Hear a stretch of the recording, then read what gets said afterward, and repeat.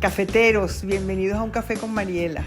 Aquí estamos dispuestos para tomarnos un café y conversar de las cosas que nos importan.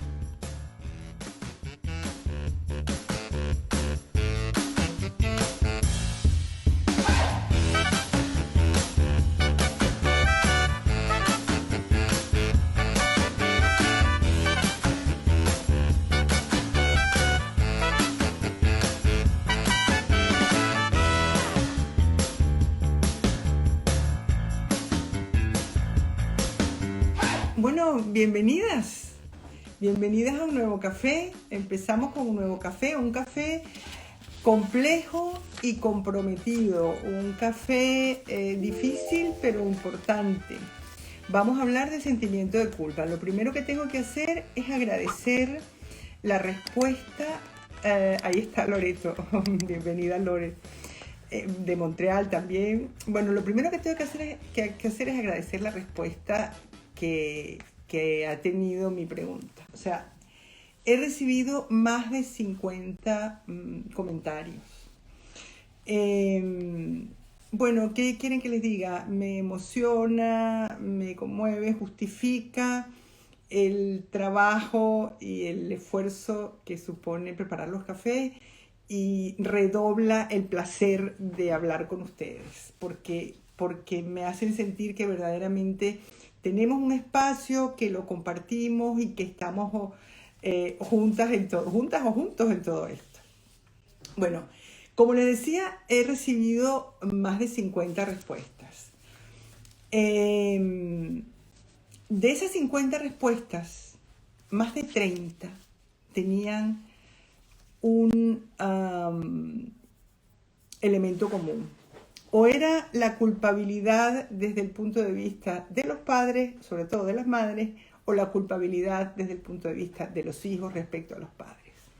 O sea que de las 50, más de 30 tenían que ver con la relación padres e hijos. Eso tiene todo el sentido y eso me va a dar pie. Voy a leer algunas de esas preguntas, de esos comentarios para que se sientan aludidos quienes escribieron. Mi madre murió en Caracas y yo me siento culpable de no haber podido despedirme. Cuando me siento sobrecargada por estar todo el día con mi bebé. La maternidad, dejar a mi hija para irme a la peluquería o al gym. Cuando no puedo decir no a determinadas situaciones familiares con mis padres. Cuando hago mi vida y mi madre se lo toma como que la abandono. No querer a mi padre por sentirme abandonada. Me siento culpable por el maltrato en la crianza de mis hijos. Siento culpa por no haber sido más comprensiva con mi hijo mayor cuando nació el segundo. Y así van. La conciliación, maternidad, trabajo. Bueno, esto tiene todo el sentido del mundo. La relación más intensa que hay, ya hemos dicho que la más intensísima de todas es madre-hija. Pero dentro de esta galaxia de relaciones, la que hay entre los padres y los hijos es de una especial intensidad. Y para la culpa, nada como ser madre. Es decir, la maternidad y la culpa van de la mano y tiene un sentido. ¿Por qué? Esto tiene todo que ver con la radical dependencia del bebé y con la responsabilidad casi absoluta que la madre siente que tiene respecto a lo que le ocurre a ese bebé. Ya hemos dicho en distintos momentos que el bebé es el ser más indefenso de la tierra, o sea, el cachorro más indefenso, el más dependiente, el que más tiempo pasa requiriendo de los cuidados del adulto, es el bebé humano. Esto supone una enorme responsabilidad por parte de aquellos que se hacen cargo de él. Entonces, no es de extrañar que los padres y las madres tengan la impresión, sobre todo las madres, que cualquier cosa que le ocurre o que le puede ocurrir a su hija o a su hijo tiene que ver con ellas y que en su mano está todo el futuro de ese hijo, todo el presente de ese hijo, la salud mental, física, emocional de ese bebé. Entonces, hay algo de esto que sí es verdad, es decir, la función de la madre es fundamental, de la madre o de la persona que cuida al bebé es fundamental, Y es verdad que en una cierta medida va a marcar o va a enfocar o a encauzar por un cierto camino el futuro de ese bebé, porque sí, porque son muy importantes, pero tampoco es verdad que todo esté en manos de la madre. O sea, el bebé trae cosas propias, el bebé tiene además de la madre al padre, tiene a la familia, tiene a los hermanos, le pasan cosas, es decir, no todo está en manos de la madre, ni todo se juega a cara o cruz. Es decir, porque a veces esta mamá que dice, es que a veces me voy a la peluquería o al gym, ¿no? Y me siento culpable de dejar a mi bebé. O alguien decía, he tenido que ir a volver a trabajar apenas 3 meses después de haber tenido a mi hijo. Bueno, eso es una pena para tu hijo, pero también es una pena para ti. Entonces, esta dependencia tan extrema del bebé con respecto a la mamá, de alguna forma, si no lo justifica, explica el por qué esa relación genera tanto sentimiento de culpa. Y además nos da pie para entender dónde nace el sentimiento de culpa. Y lo vamos a desgranar desde el principio. O sea, lo vamos a desgranar, por supuesto, desde el psicoanálisis, desde cómo lo entendemos los psicoanalistas y cómo lo entendemos desde el principio. Hoy nos vamos a dedicar a esto, no se preocupen las demás, que tendremos otras donde vamos a responder sus preguntas, no van a quedar en el tintero. Entonces, empezamos con un bebé absolutamente dependiente. Dependiente de una mamá que se ocupa, vamos a suponer que es una mamá, como diría Winnicott, suficientemente buena, que se ocupa de su bebé normal. O sea, está ahí lo más atenta que puede, lo atiende, lo cuida, le da de comer, le da de dormir, lo juega, esto. Entonces, esta mamá necesariamente tendrá momentos en que haga las cosas mejor y momentos en que haga las cosas peor. O habrá momentos en que el niño tenga hambre y se ponga furioso, histérico, desesperado, muerto de la rabia porque la mamá no le hace caso. Entonces, para este momento es como que en la cabeza del bebé hay una mamá buenísima, buenísima, buenísima, estupenda, y una malísima que nada tiene que ver con el ángel de la guarda que lo cuida y que lo duerme de noche y que le hace sentir pleno y satisfecho. Es decir, es como si fueran dos mamás distintas. Y él dice, o sea, si él tiene hambre, aunque la mamá no esté presente, él siente que ahí hay una mala que le está haciendo sentir estas cosas horrendas en su tripita, que esta hambre y esta desesperación. Y entonces, bueno, pues a esta no la quiere nada, a esta le chilla y le da patadas y se pone furioso y se pone indignado. Y con a esta le sonríe y a esta la trata bien. Además de eso, aún desde el más absoluto amor, el amor del niño es un amor voraz, es un amor es un amor caníbal, que también está lleno de algo de apropiación indebida, digamos, ¿no? Porque él se tragaría a la madre, se la comería entera, la quiere toda para él. No quiere compartir nada con nadie, ¿no? Y entonces llega un momento en el que el bebé, a medida que va creciendo y que él mismo va cobrando unidad, porque piensen que cuando es recién nacido todavía es como si estuviera un poco desperdigado él física y psíquicamente, a medida que él mismo va cobrando unidad, también la mamá va cobrando unidad y él va descubriendo, cuando ya es capaz de incorporarse, que aquella que se aleja, que es la malísima, es la misma que se acerca, que es la buena. Entonces descubre que resulta que aquella persona a la que él tanto odiaba y a la que quería hacer desaparecer es la misma a la que ama y a la que adora y sin la que no puede vivir. Y es la misma de la que depende. Con lo cual esto dice, por favor, ¿qué estoy haciendo? Voy a tener que ver cómo conjugo a la buena con la mala, cómo las integro y cómo integro también mis sentimientos, los sentimientos de rabia y de odio y los sentimientos de amor. Simultáneamente, la mamá, por su parte, adora a su bebé, por supuesto que sí, pero también está cansada, tiene sueño, quiere dormir. No es que no quiera al bebé, es que quiere dormir y el bebé no para de llorar. Y yo lo cuento en Un año para toda la vida, que hay momentos en los que la mamá quiere tirar al niño por la ventana. Y yo les digo, no lo tiren porque se van a arrepentir. Y se alegran después mucho de no haberlo tirado. Pero hay momentos en los que la desesperación de un bebé que llora toda una noche, bueno, pues puede ser muy grande, ¿no? O el cansancio, o qué sé yo. Esto no quiere decir que odian a la bebé, pero están cansadas, quiere ir al gym y quiere ir a la peluquería y quiere ver a sus amigas, etcétera, etcétera. Entonces, ¿qué pasa? Que el bebé tiene que confirmar o tiene que conjugar o que hacer una especie de integración entre estas dos mamás y entre estos sentimientos tan opuestos. A eso se llama soportar o tolerar la ambivalencia, ese sentimiento que supone tanto un extremo como el otro. O sea, creo que lo hemos hablado otras veces, que todos los sentimientos, cualquier sentimiento que tengamos respecto a otra persona, es un sentimiento ambivalente, en donde hay una parte de un gran amor y hay una parte de odio.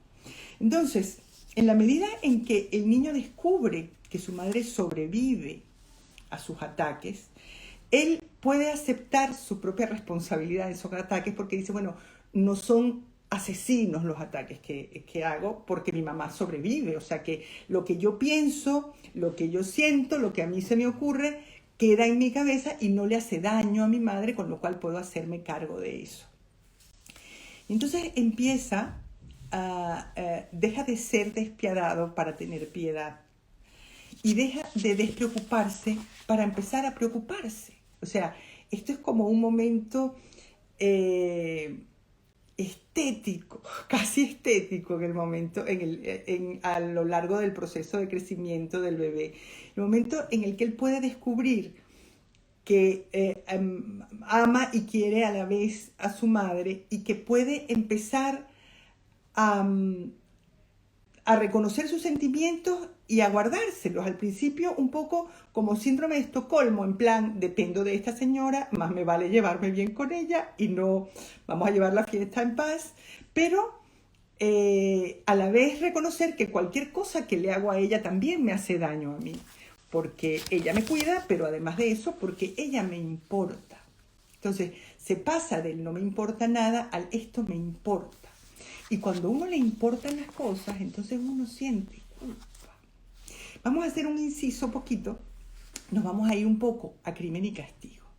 Crimen y Castigo es, o sea, yo hablo como una novata. O sea, no, yo he leído Crimen y Castigo, pero no soy una experta en Crimen y Castigo. Y lo digo y lo subrayo porque tengo una hermana, mi hermana Corina, que verdaderamente ha dedicado su vida al estudio de todos los vericuetos de Crimen y Castigo y de Dostoyevsky. Y entonces ella me dio una clase express de momentos que ella ha descrito en sus trabajos sobre Dostoyevsky, Crimen y Castigo, que nadie, o sea, que ella no había visto señalados en otros estudios y que yo, en lo poco que he leído y lo poco que conozco, tampoco. Y que me parece que justamente esos momentos que ella reclama o que ella subraya vienen muy a cuento de todo esto que les he comentado de mamá y bebé. Vamos a ver, ella cuenta, vamos a ver, siempre se dice que los psicoanalistas, por ejemplo, Freud piensa que Dostoyevsky tenía un problema de culpa previo, porque la muerte del padre, el odio al padre, etcétera, de manera que él buscaba situaciones en las que se ponía en peligro de ser castigado. Él estuvo en Siberia mucho tiempo, era un jugador empedernido, cada tanto se quedaba completamente en la ruina y se amargaba la vida y sufría espantosamente de la culpa y se atormentaba con esta culpa, etc. Y de alguna forma su obra también está preñada de todos estos sentimientos. Y Crimen y Castigo es un tratado sobre la culpa, verdaderamente. Entonces, se dice que, No sé si lo han leído o no, pero bueno, Raskolnikov en algún momento es un estudiante, que no, las cosas no le van bien, no sé qué, y había una mujer que le prestaba dinero, que era una usurera a quien todo el mundo odiaba porque era malísima, porque era despiadada, porque era espantosa, porque era mala persona. Y él decide, bueno, pues voy a matar a la vieja esta, porque le debo dinero, no se lo voy a pagar, voy y la mato. Entonces va.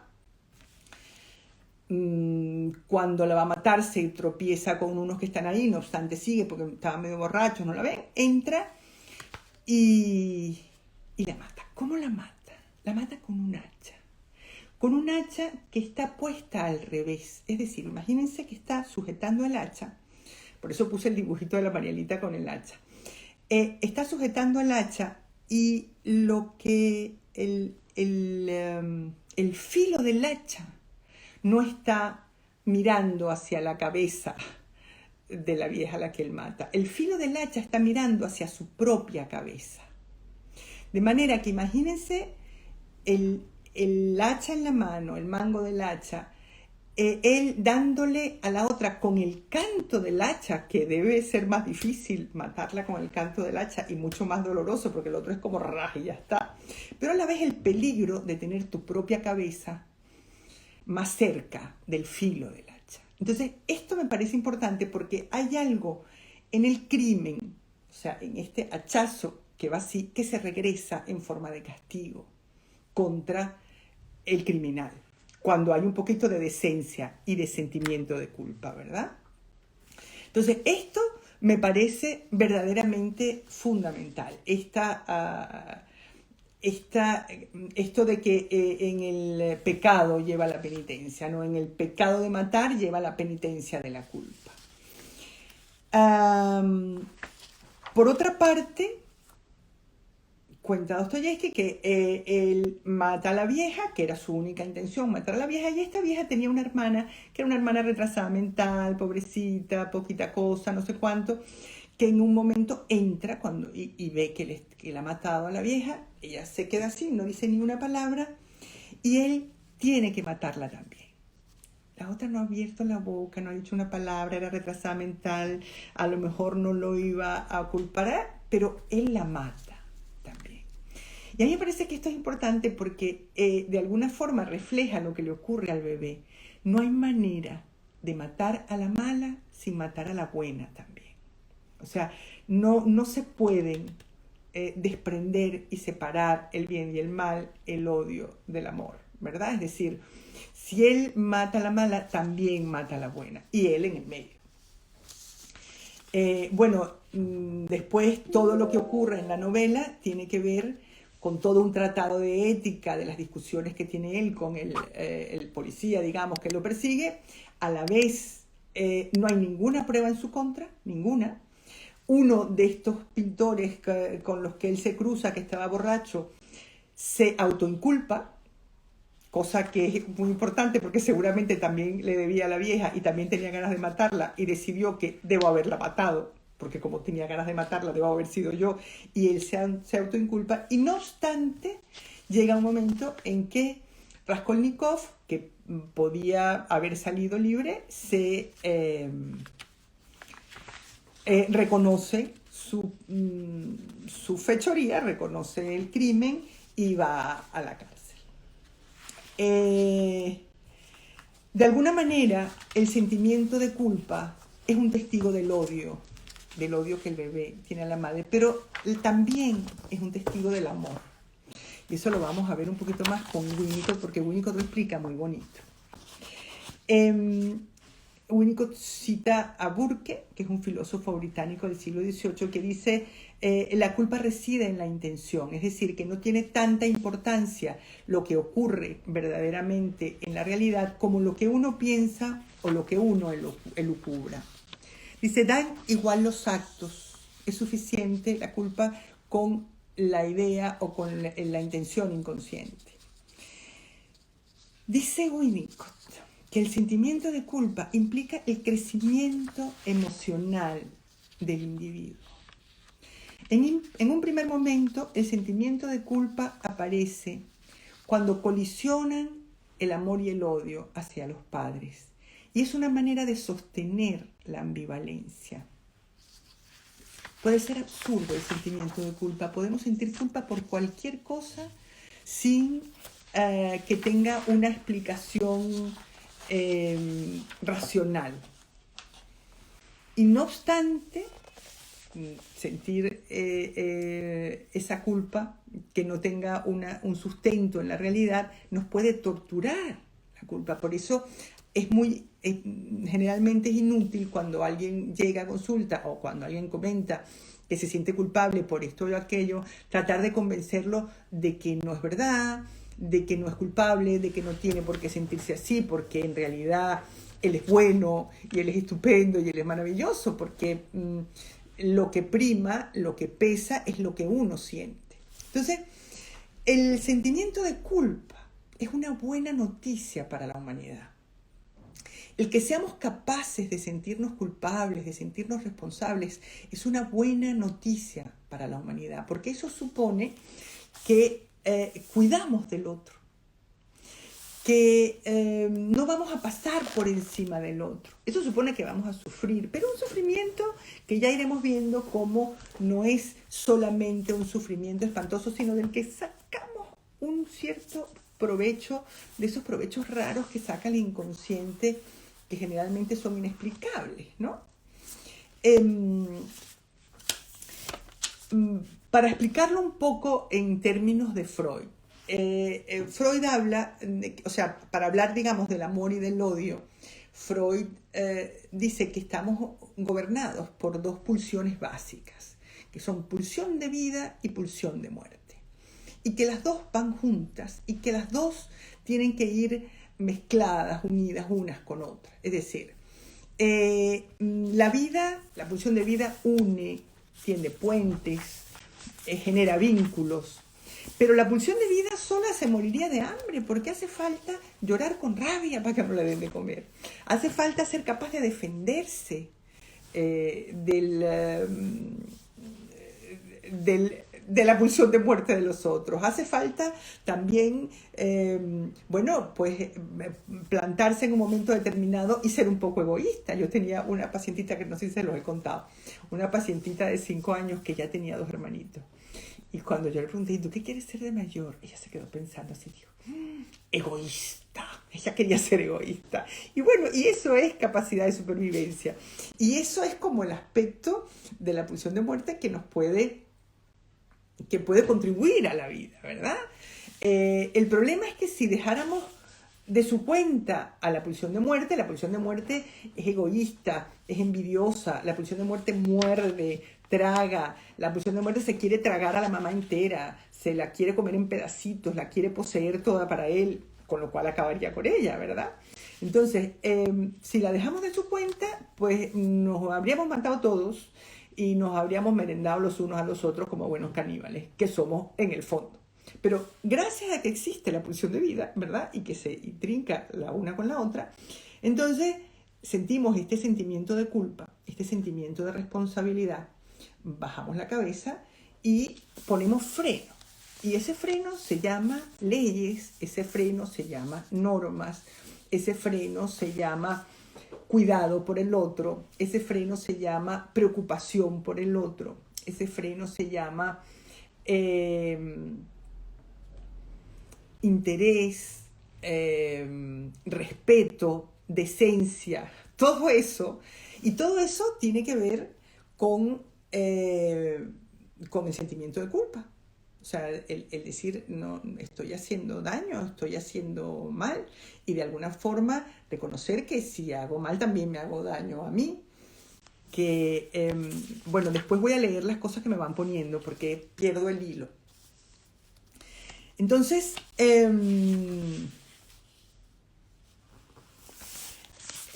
lo cierto es que, dice Freud, que no renunciamos a nada de gratis. Es decir, de alguna forma la pulsión de vida y el respeto por el otro o el deseo de supervivencia, ¿verdad? Porque esto tiene que ver con el deseo de supervivencia. Si solo fuera pulsión de muerte, nos habríamos extinguido como especie. porque nos habríamos, como les digo, a veces nos da por matarnos los unos a los otros, pero siempre hay alguna voz capaz de sacarnos de ese canibalismo, de esa locura de muerte, ¿no?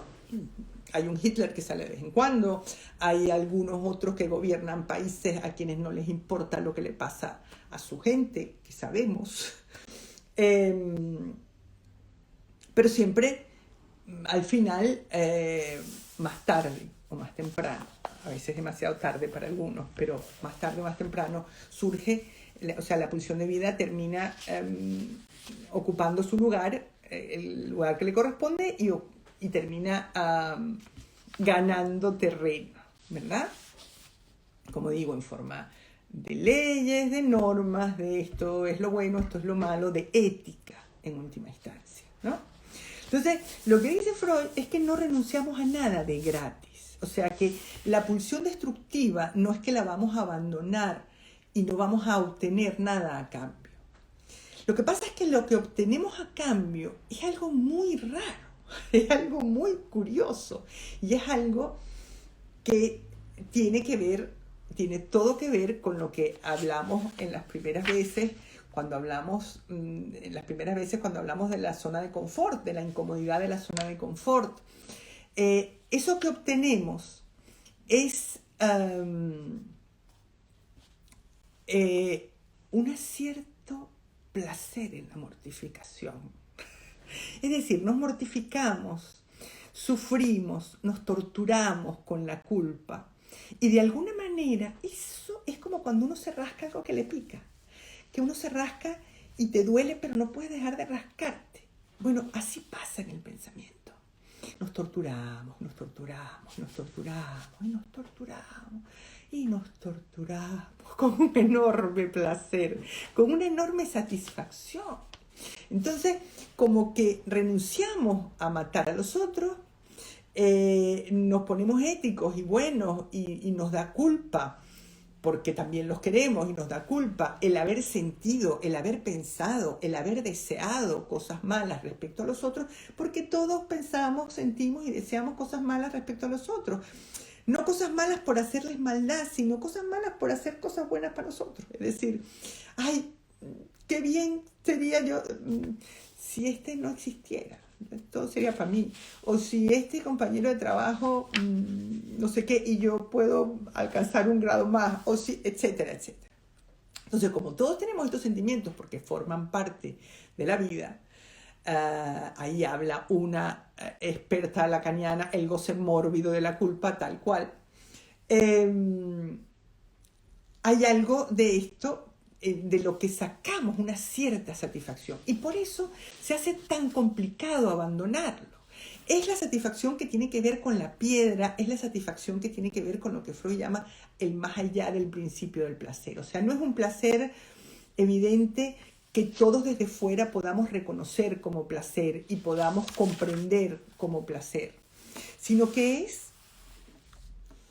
una cierta satisfacción retorcida, perversa, pero que nos mantiene ahí con una cierta sensación de heroísmo, de sufrir más que nadie, de ser mejores que nadie porque somos peores que nadie, nos sentimos peores que nadie. Entonces, esa mezcla entre sentirnos los peores, pero a la vez sentir esta culpa terrible que nos convierte en los mejores porque somos los más sufridos, los más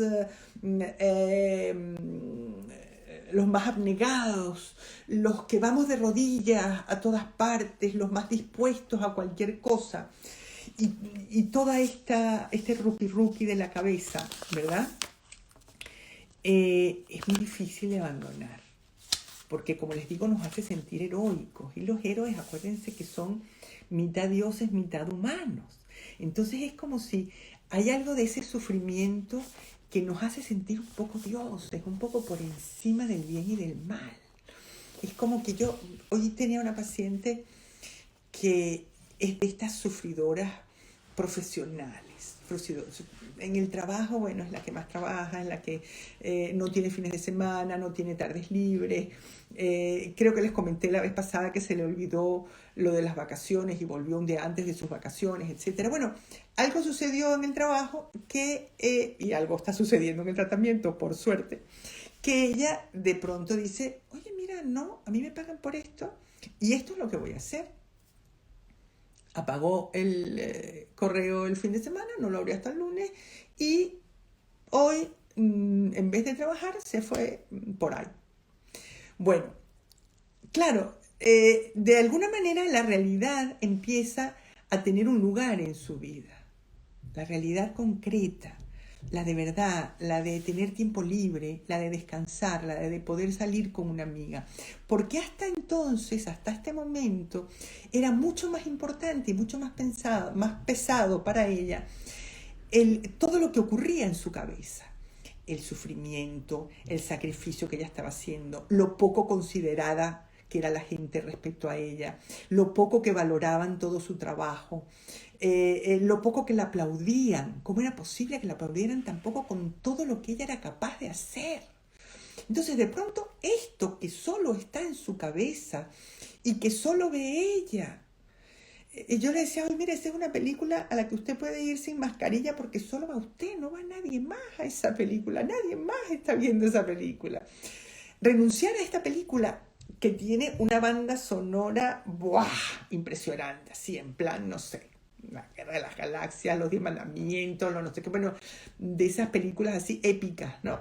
Entonces, renunciar a esta cosa épica por una tarde con una amiga por ahí, por un fin de semana, claro, parece triste, parece que es pasar a una cosa vulgar, a una cosa cotidiana, normalita, sin demasiado brillo.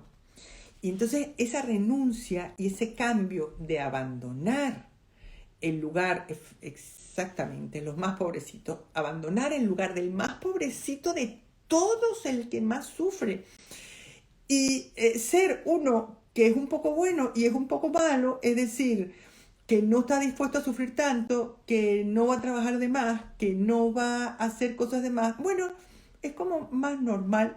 O sea, uno debería trabajar siempre como si fuera un teleoperador. Es decir, el trabajo de teleoperador no supone ninguna mística de nada.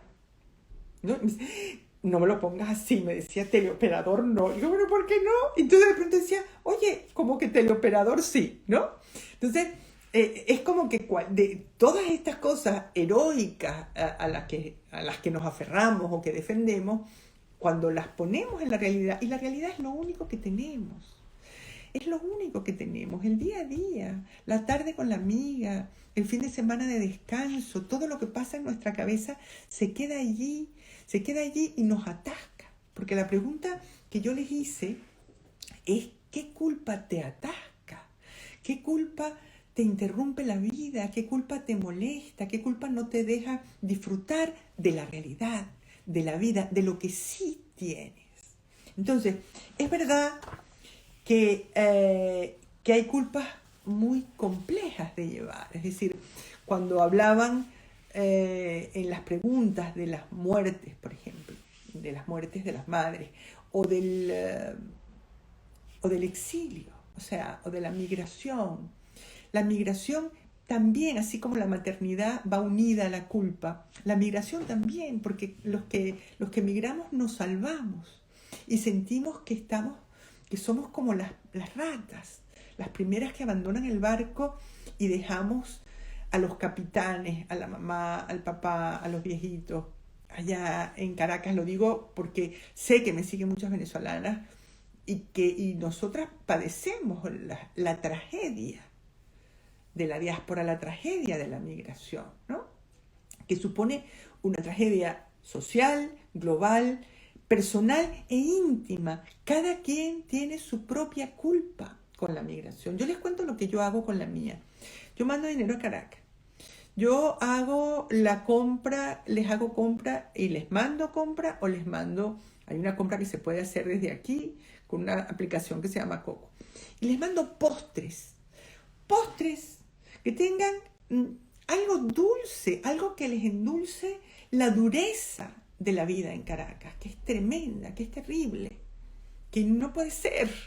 Entonces, ¿eso me quita del todo la culpa? Bueno, me la alivia bastante, me la alivia bastante. Yo adoro a mis hermanos, ya mi mamá no está, adoro a mis hermanos y eso me sirve, a mí me funciona para sentir que estoy ahí. Ellos también sienten y saben que estoy allí. Todo me parece poco porque es tanto lo mal que lo pasan allá que verdaderamente todas las que hablaron de la culpa por la migración, dejar al papá, dejar a la mamá, las mamás mueren y no estamos, y es así, pero eso no es culpa nuestra. Eso es culpa de estos gobiernos terribles que no nos dejaron estar. Eso no es culpa nuestra. Ahí tenemos que repartir las culpas de otra manera. O sea, no es que nos hemos ido del país porque somos malos, no es porque hemos dejado a los otros porque somos malos, es porque el mandato es sobrevivir. Tenemos que sobrevivir porque ahí está la pulsión de vida, ¿verdad? Como también está la pulsión de muerte, en el sentido de decir, porque la pulsión de muerte es egoísta, es decir, yo primero, yo me salvo primero. Entonces, como también está eso, también está la culpa. Pero piensen que la culpa es testigo también del amor. Si no adoráramos a esas personas que dejamos allí, no sentiríamos esa culpa, ¿no? O sea que, de alguna manera, la culpa nos redime. Una culpa normal, de andar por casa, una culpa que se pueda sobrellevar en la realidad, ¿no? Estas culpas tremendas, de esas vamos a hablar el próximo día, de esta culpa que se eterniza, digamos, que se eterniza en la cabeza y que interrumpe la vida.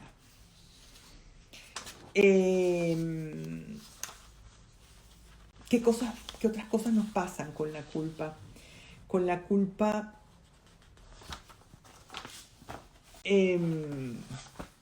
conservamos al muerto con nosotros, porque no podemos dejar de pensar en él. Si nos sentimos culpables por alguien que ha muerto, de alguna forma lo mantenemos con vida en la cabeza todo el tiempo. Lo que le hubiera dicho, lo que tenía que haberle dado, lo que no le di, lo que no me dio, porque también en la culpa entran las dos cosas, ¿no? El amor y el odio, acuérdense. Y en esa culpa de lo que no le di también está de alguna manera el reclamo de lo que no me dio. Otra cosa que nos genera culpa es que nos horroriza defraudar al otro, como sentimos de alguna manera que el otro puede defraudarnos. Entonces nos sentimos mal de perder un lugar de privilegio, porque defraudamos al otro, porque no estamos haciendo lo que suponemos que el otro espera de nosotros que hagamos. Bueno, esto es complejísimo. La próxima vez vamos a hablar de otras de las preguntas que hay, que son importantes también, las que tienen que ver con las relaciones de pareja. Vamos a hablar de los griegos. Hoy vamos a responder preguntas. Vamos a ver. Vamos a empezar. Qué genial eres, Mariela. Saludos de Venezuela. Esto me encanta. A ver. Yo me traje a mis padres y ellos siguen en Venezuela. Y me culpan de que yo les quité su vida de allá. Bueno. La culpa es la culpa y va en todas las direcciones. Vamos a ver. Alguien dice que claro, los más pobrecitos, sí, como cuando mucha gente se autoestima para aliviar el dolor mental. Se autofustiga, Marín Piedad. Se autofustiga, de eso vamos a hablar, de la mortificación, del autocastigo, porque eso es un aspecto muy importante de la culpa. Mi hija con 21 años es egoísta, solo mira por su bienestar material. Su padre consciente y yo no. Yo soy culpable y me hace sentirme así. Bueno, ojalá que sea cuestión de la edad. Ya tiene 21 años, ya tiene edad de sopesar ciertas cosas. Es verdad que a veces somos muy egoístas y es verdad que estamos en una sociedad en donde solo se ve por el interés personal. Es una sociedad que premia el egoísmo, que valora el egoísmo, que facilita y que anima al egoísmo. El selfie, el aquí estoy yo, el mírame, el yo primero, todo esto. También se paga un precio por eso. También se paga un precio por eso, porque en esa yo primero y yo todo para mí y todo mío, resulta que también nos torturamos y también nos exigimos de más. Toda esta cultura del logro, del me voy a realizar, se transforma en una manera de tortura personal en la que nadie nos exige tanto como nos exigimos nosotros a nosotros mismos. Esto creo que ya lo hemos hablado otra vez, pero esto es importante porque forma parte de la cultura del logro, del dale que tú puedes, del si te esfuerzas un poquito más lo consigues, del tienes que conseguirlo. Pues a lo mejor no lo tienes que conseguir, a lo mejor no tienes que llegar tan alto, a lo mejor tienes que nivelar tu heroísmo entre tu parte Dios y tu parte humana y privilegiar un poquito más la parte humana, ¿no? Que es esa parte más ordinaria de la vida, ¿no? Y a la que nos hace difícil renunciar a la heroica, ¿verdad? A la brillante y extraordinaria y al yo puedo y al no sé cuánto. Vamos a seguir viendo preguntas, que por aquí había más cosas. Aquí hay mucha gente que se une. No sé si están escribiendo por abajo. Ahora sí, vamos a ver por abajo. Gracias por estos espacios. Lloro. A ver, me encanta escucharte, gracias. Mi esposo se siente culpable, no sabemos por qué, Mariana, se siente culpable tu esposo. Qué bien acompañada va la culpa. A ver, ¿cómo hago para tratar la culpa? Espérense, que aquí me puse a escribir cosas que no quería escribir. ¿Cómo hago para tratar la culpa de que por ayudar a un familiar a emigrar de Venezuela le cambiamos la vida a nuestros hijos? En mi caso, adolescentes que quieren tener su espacio. A ver, pues sí, la migración todo es culpa, todos los cambios de alguna manera generan culpa. Con los hijos todo genera culpa y los hijos en algún momento van a valorar. Los adolescentes están en un momento de 14 años, pues está obligado a echarte la culpa de todo. De que tiene la nariz muy grande, de que está muy flaca o muy gorda, de que las rodillas son enormes, de que tiene unas orejas que ya podías tú habértelas quedado para ti. La incomodidad que tiene el adolescente con su propio cuerpo, con su propia vida, con su traslado de la vida más narcisista y personal al grupo y la importancia del grupo y todo lo que esa transición supone, alguien le tiene que echar la culpa y la mamá es perfecta para eso. Entonces, si encima hay algo concreto como una migración, si no hubieran emigrado y estuvieran en Caracas, fatal, no sé qué, desde luego hay que ver, ya podía ser un poquito más ambiciosa y habernos sacado de este infierno, porque es así. ¿Y cómo luchar contra el egoísmo cercano que te hiere? Hay que cuidarse, del egoísmo cercano hay que cuidarse, porque a veces nosotras permitimos el egoísmo porque si estamos por encima del bien y del mal, si nos sentimos que somos todo bondad, entonces permitimos que el otro sea egoísta. A veces es muy difícil, hay gente de la que es difícil no abusar. Hay gente que es que casi que nos obliga a abusar de ellos porque nos lo pone de tal manera que tenemos que hacer un esfuerzo por no abusar. Entonces,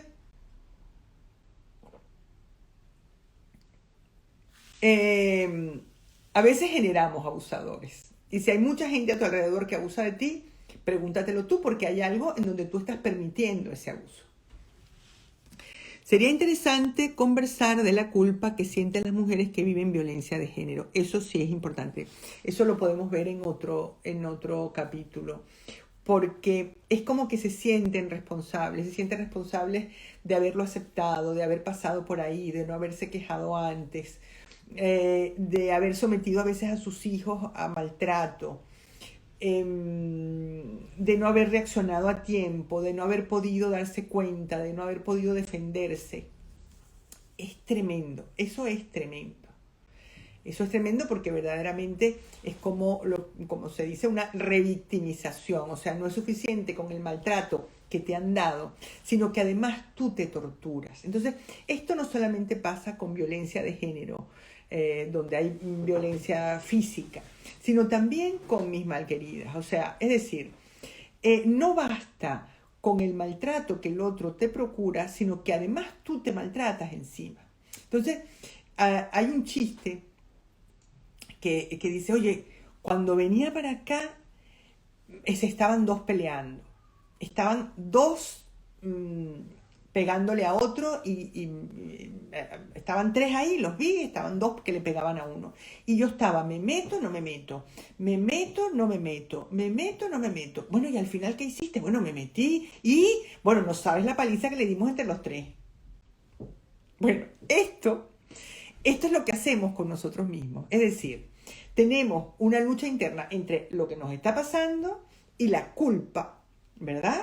La culpa que acuérdense que es terrible de entender, que es muy difícil de entender, pero que nos procura un cierto halo de heroísmo, un cierto halo de dignidad, un cierto halo de yo estoy por encima, cuánto sufro.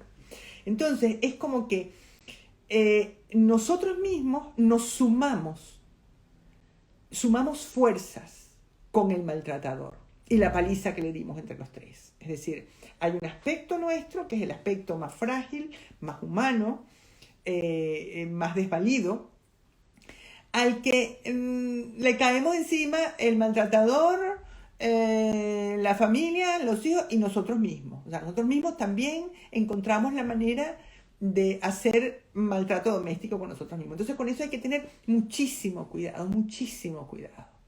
Muchísimo cuidado cuando se cuenta, cuando se interpreta, cuando se escucha, escucharlo con precaución, sin hacer sentir culpable, porque cualquier cosa, o sea, es muy fácil que la persona que está enganchada en esta rueda, si uno le dice, desde luego te estás haciendo sentir culpable, entonces se torture porque se está haciendo sentir culpable y lo está haciendo fatal. Me he regalado el directo hoy y tú siempre con tu saber y llegar a lo más personal. Te quiero siempre. Ah, Isabel tan bella. Hay casos donde la persona no tiene culpa. Claro que hay casos donde la persona no tiene culpa. Cuando no hay amor. Es decir, un psicópata no tiene ninguna culpa porque no es capaz de ningún sentimiento positivo respecto al otro. Lo único que lo mueve es la pulsión de muerte. Es decir, lo único que lo mueve es esto lo quiero para mí, esto me lo merezco, esto es mío, y si tengo que pisar cuello, qué pena que tu cuello estaba ahí cuando yo pasaba. Ni siquiera es por maldad, como diría Hannah Arendt, ¿no? Es que yo pasaba por ahí y tu cuello estaba, tuve que pisártelo. Es que para alcanzar lo que yo quería tenía que pisarte tu cuello, y si estaba ahí, pues mira, te tuve que matar, qué pena. Pero qué pena por decir algo, pero no hay ninguna culpa, no hay ningún sentimiento de culpa porque no hay la capacidad de ponerse en el papel del otro, de que el otro te importe y de que haya verdaderamente pulsión de vida y amor por el otro, consideración por el otro, tomar al otro en cuenta. El sociópata, el psicópata no toma al otro en cuenta. El psicópata solo se tiene en cuenta a sí mismo y no tiene más consideración de me apetece o no me apetece. Si me apetece es para mí. Eso lo vamos a ver cuando veamos a los griegos. Porque vamos a hacer una pequeña... vamos a hablar de la culpa homérica, o sea, y vamos a hablar de Agamenón, vamos a hablar de Edipo y vamos a hablar de Orestes. O sea, de tres formas diferentes de vérselas con el sentimiento de culpa. Entonces, por supuesto que hay gente que no tiene ninguna culpa, que no se siente culpable de nada para nada, porque es gente a quien el otro no le importa, es gente que no es capaz de sentir amor, tampoco odio, ni siquiera odio, que es lo que la genialidad de Hannah Arendt, que decía, es que de la banalidad del mal, que ni siquiera es por odio, que ni siquiera es rabia, es que mira, qué pena, es que te tuve que matar.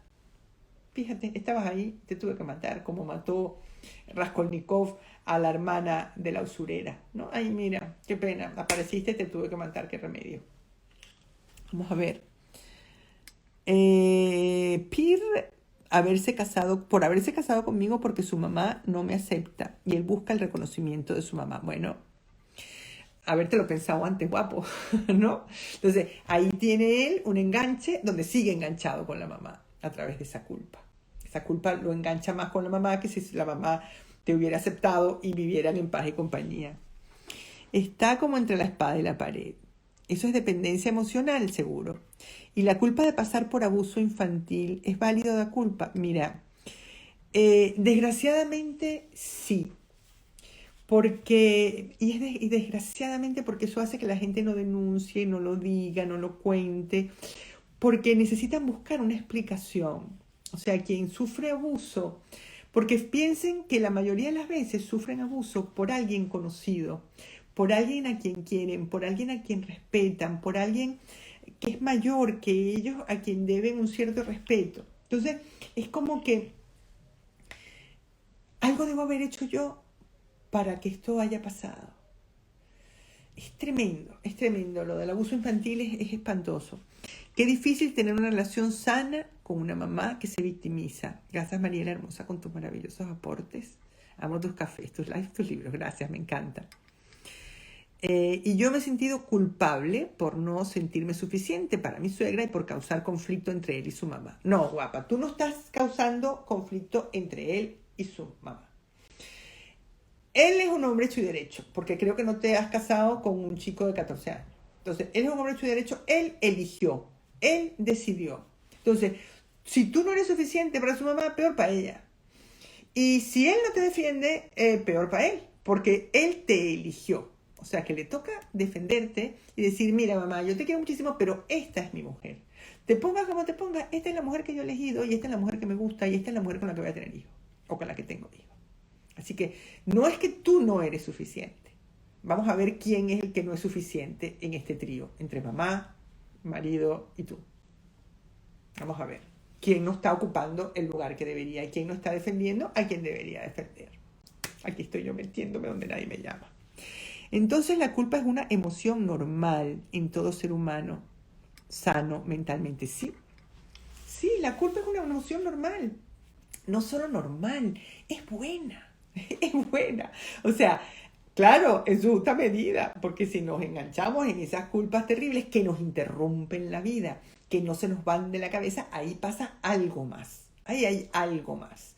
Pero el sentimiento de culpa, cuando hemos hecho algo, lo que pasa es que el sentimiento de culpa no solo se refiere a lo que hemos hecho, a los actos, a los hechos, sino a lo que sentimos, a lo que pensamos, a lo que querríamos hacer. Entonces, cuando una mamá siente culpa porque se ha ido a la peluquería, es porque hay momentos en los que querría dejar al bebé y olvidarse de él. Y si lo lleva a cabo, se siente culpable porque también lo quiere y lo adora. Y se siente mal de haber sentido eso. Entonces, la culpa no solamente es normal, sino que habla de un gran paso para la humanidad.